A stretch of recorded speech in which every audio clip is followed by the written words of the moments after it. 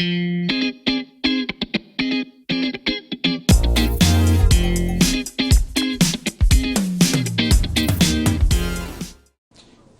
watching Notepad. I am Ibrahim Sani. We're transmitting live currently from the World Trade Center Kuala Lumpur, previously known as PWTC. Today is a very interesting day because we are in our early days of the restrictive movement order. This has been imposed on us and it's going to last until 31st of May. Some statistics have been shared by the authorities, including that of people that have died from COVID-19. We've also heard some news of increases of cases to over 100 cases per day. We're now breaching that 800 mark. Active cases still remains stubbornly high at above 700 cases. However, we've seen a lot of patients being sent home as well. They are well and healthy. The overall idea of having this restrictive movement order is to allow for the authorities to suppress, in a way, the ever-growing growth of the infectious diseases rate or situation right now in the country. And we've heard so many times about flattening the curve. So I just want to make sure that people still understand the gravity of the situation, because we've seen in the first few days of the order being implemented, people are still out and about, people are still creating new clusters, going to the police station, for instance, going to the bus terminal, hanging out at the eateries, for instance, in Kuching and many other places. They're not getting the idea of the gravity of the situation. So joining me for this particular interview is, of course, Dr. Helmy Haja Mydin, the consultant respiratory physician, to hear himself explain to us in particular about the hell is going on. That's the idea, right? That's the whole focus of the whole interview. So Dr. Helmy, thanks again for spending the time. I understand that you're taking some time off from your work just to have a quick chat with us on this topic. Let's take a look into the whole, take a step back and try to understand why there was a restrictive movement order and not, say, for instance, a full lockdown or the total opposite of this, daily business as usual. I think it goes back to what you're saying about flattening the curve. So when it comes to flattening the curve, what you're talking about is actually trying to spread things out. Imagine you are in an office with 100 people and you've got 3 cubicles in your washroom. Imagine if all 100 need to use the toilet at the same time. You're going to have accidents. People are not going to be able to get there on time. There'll be perhaps insufficient time for them to actually get to the toilet. But imagine if that 100 folks had to go to the toilet over a period of a few hours. So that concept is basically what we're trying to apply at a much more national scale. You don't want everyone to fall sick at the same time and therefore overrun the resources that we have in our healthcare institutions. So you're talking about trying to slow down the spread of the disease, trying to slow down the numbers of severe cases. Because the numbers in terms of the mortality rate, for example, or those who have severe disease, that hasn't really changed much. But what you do see is that when healthcare systems are overrun, like in Italy recently, when there are insufficient ICU beds, that's when you start to see more serious cases who do not get treatment in time, and that's when you see situations where there are insufficient ICU beds, for example. So the whole concept of flattening the curve is let's call it the philosophy behind trying to restrict people from going out too much, from trying to get people to do more social distancing. So it's all about trying to cut down that rate of spread.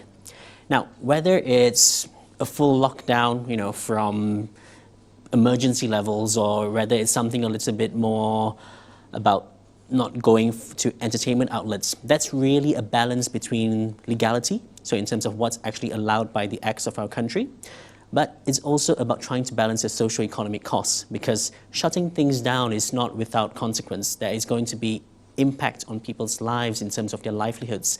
There's going to be impact in terms of social support. There'll be elderly folks out there, there'll be even children out there who are not going to be able to look after. And those are the things that people have to look in very carefully, and what the government should be doing in terms of trying to balance things between socioeconomic issues and the health of our nation. Yeah, so in the show prior to this, they were talking, in Consider This, they were talking at length about homeless people, people that are on the fringes of society, where they can't literally go out there and lock themselves up in the house because they have none, for instance.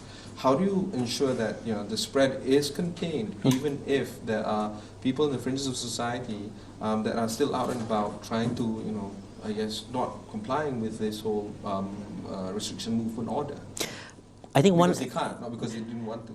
I mean, not only that, but you probably have to take a step back and figure out if they actually know about the restriction order in the first place. There was an article not too long ago, maybe a couple of days ago, about how there are some Orang Asli communities who don't even know what's going on, who don't even know about the fact that there is this pandemic out there and they need to take certain precautions. So it goes down to even the level of making sure that people know what exactly a lockdown or a restricted movement is. Because frankly, over the past 24, 48 hours, there's been so many versions of what it actually means that people are confused. And that's people who are in the know.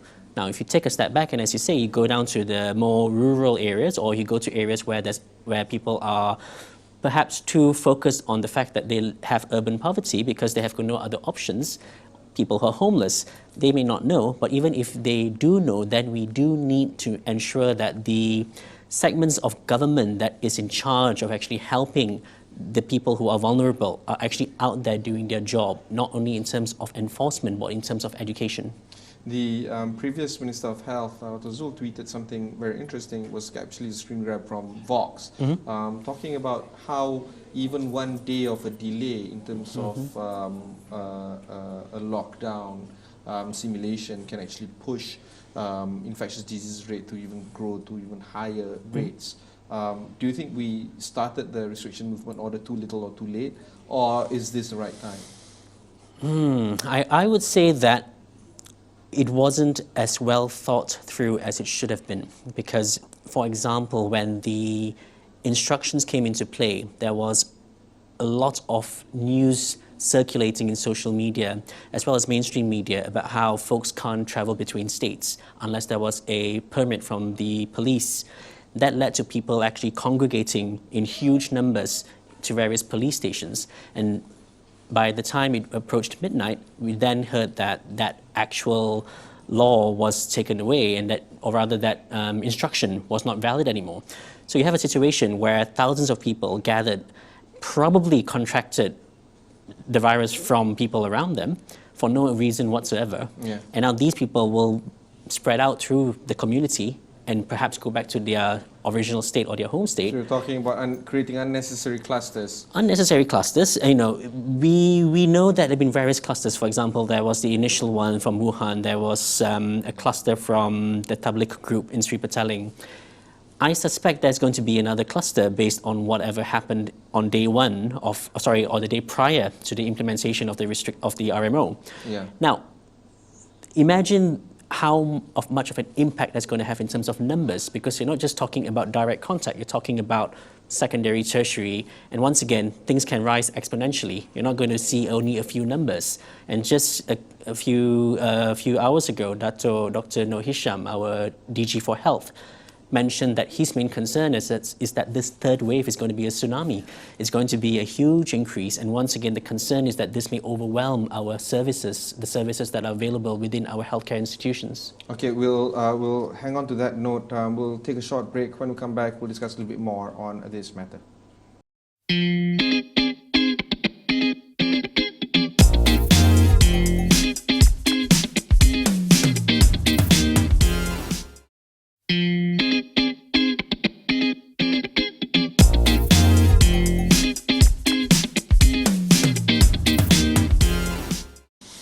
Thanks for staying on with us. I'm with Dr. Helmy Haja Mydin, the consultant physician, respiratory physician actually.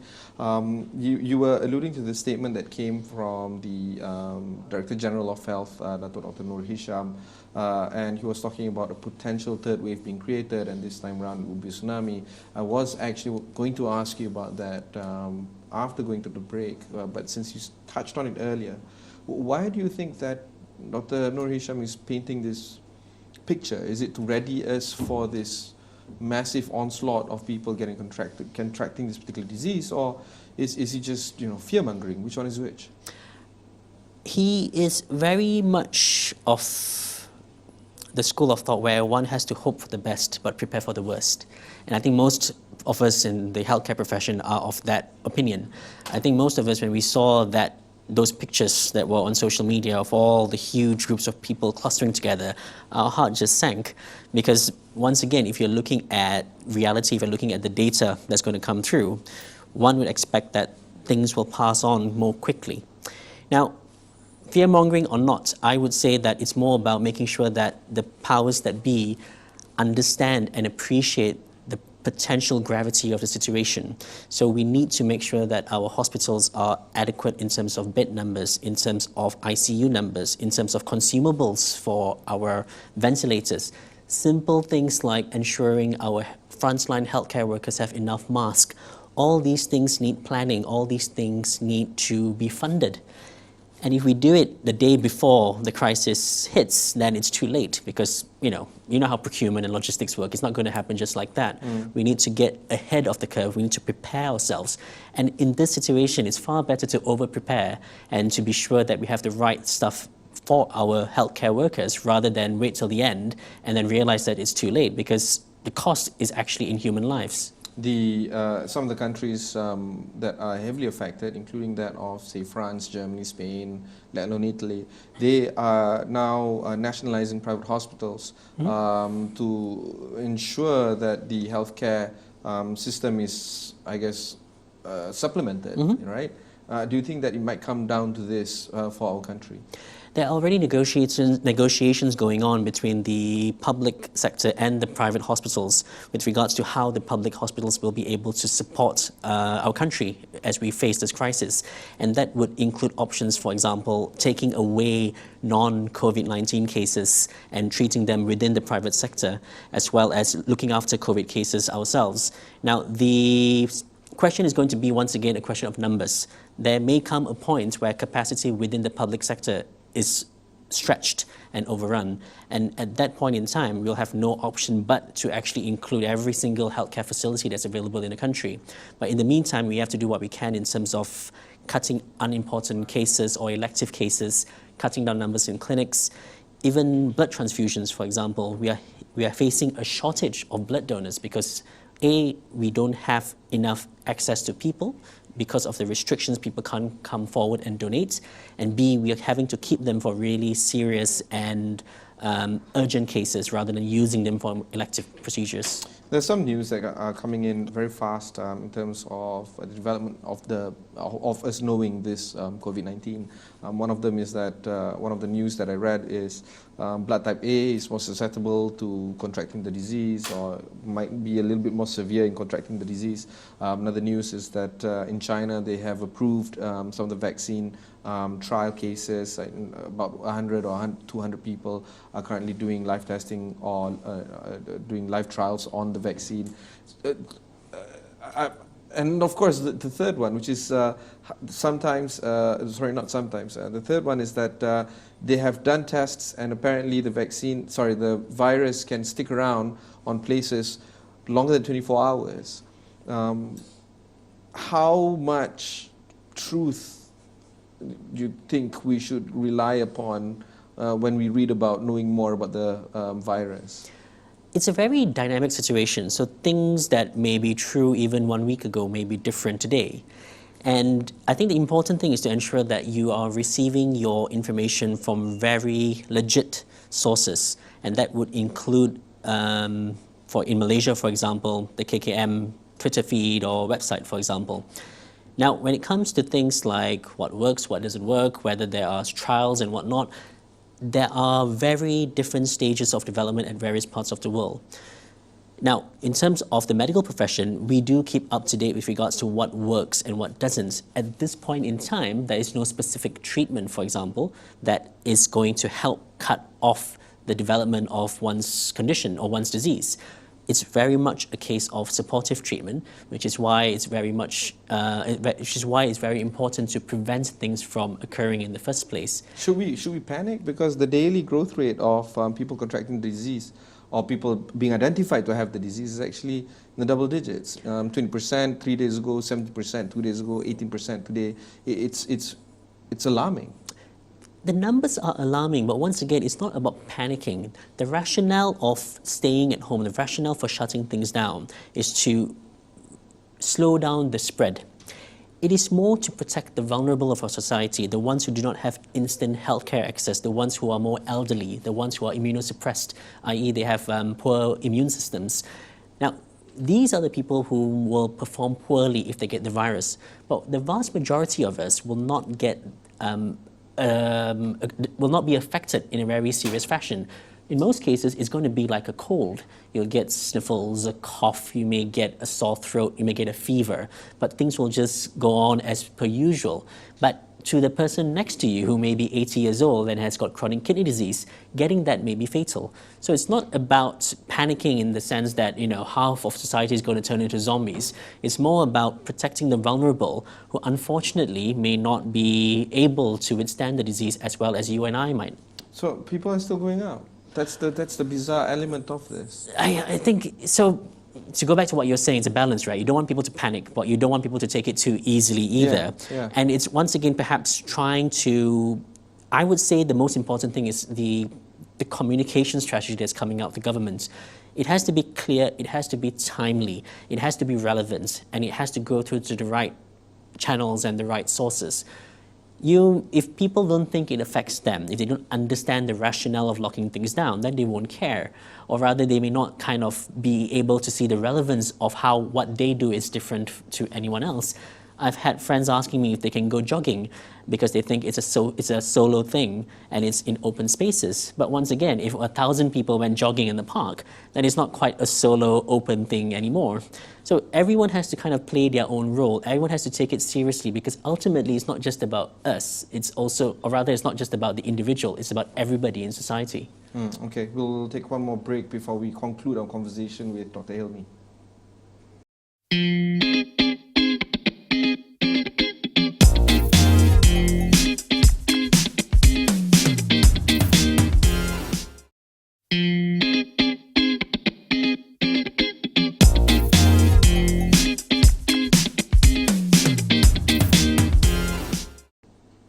Thanks for staying on with us again. We are in our early days of the restriction of movement order being implemented nationwide after the announcement by the Prime Minister a few days ago. And this restriction movement order will take place from 18th until 31st of March. So Dr. Helmy, we know now that the situation is going to aggravate moving forward despite the restriction movement order being implemented. In your expert opinion, do you think that this will be extended beyond 31st of March? I think it will very much depend on the numbers on the day. So things are going to fluctuate. And I suspect that the moment the numbers start to go down, then the government will be able to say with perhaps greater ease that they can withdraw some restrictions. But once again, it goes back to clusters and whether or not what happened on the day before the implementation of the restriction movement order. So you're talking about T-1 basically. Basically, so yeah, that's much faster, isn't it? T-1. So T-1 basically could have, because of all the additional movement of the clustering, we might see a further increase or third wave later on down the line. It might be timed just around the time when the RMO is meant to be taken away. Because it's 14 days incubation It's 14 period. days, exactly. So at that point in time, one might actually see a slight increase in numbers, which would then perhaps lead to further restrictions. Question once again is, who does the restriction apply to? Are we talking about factory workers? Are we talking about key industries? Are we talking just about social settings or places of worship? All those things I think once again need to be taken into account. We've seen a statement coming in from the Minister of International Trade. He has given this whole long list of essential items, people working in essential sectors that will be able or must be able to go to work. See, this is the part that the layman me, the non-medical person me, is trying to grapple with, because if the idea here is to slow down the disease by imposing this restriction movement order, how then can we allow some people, including myself, to be frank, or to go to work when the idea here is to not let people intermingle? So you want to slow things down. In reality, you can't stop things completely. There is no way we're going to go from, say, 500 cases today and 0 tomorrow. But what we want to do is want to slow the rate of growth. So you're going to take away segments of the population in terms of their contact with other segments, and also in terms of movement, in terms of transportation. So then you have to be picky as to which ones are important, which ones have not just short-term but long-term impacts. So let's say, for example, you have a company that produces syringes. They may be dependent on another company that actually produces labels for medication. Now, that has a bit of a knock-on effect. If you stop one, then the other may not work. So it becomes a bit complicated, as you said, and it may be confusing. But that's where, once again, if we have very clear directions as to which, not just which industries, but which companies actually are really essential in terms of making sure the country moves along and with minimal socio-economic impact, then it would actually be a lot more helpful. So it's imperative for the government and the powers that be actually, I guess, communicate things clearly. Definitely. Through channels that actually are easy to access. And I think, very importantly, there has to be more avenues for people to feed things back and also to get their questions answered. Because there are some talian khas, for example, but sometimes they're not necessarily answered quickly. And that once again leads to more panic and more indecision and confusion on lay folks like us. Right, let's take a look into the worst case scenario right now. Do you think that the restriction movement order is going to be upgraded into something much more draconian? And not because the government wants to, but because it's necessary? I mean, worst case scenario, it might happen. And once again, it's something that we should, in theory, prepare for. But how exactly and why, or the rationale behind it, I think that has to be thought through very well. On the flip side, the government may go the way of the United Kingdom, where in the UK, they have accepted the fact that this is just going to be a disease that's going to pervade through society, and one should just prepare the medical facilities to get ready rather than try to prevent it from spreading even further. Now, you could argue one way or the other, but they've given up. That's another way of looking at things. You could say they have pasrah, right? They've just said, yeah, it's going to happen, so let's just deal with what comes. And I think, in a way, we need to have that kind of thinking as well, because no matter what you do, your services are going to be stretched. So the one thing the government can do in the next couple of weeks is ensure that there are emergency funds for very essential equipment.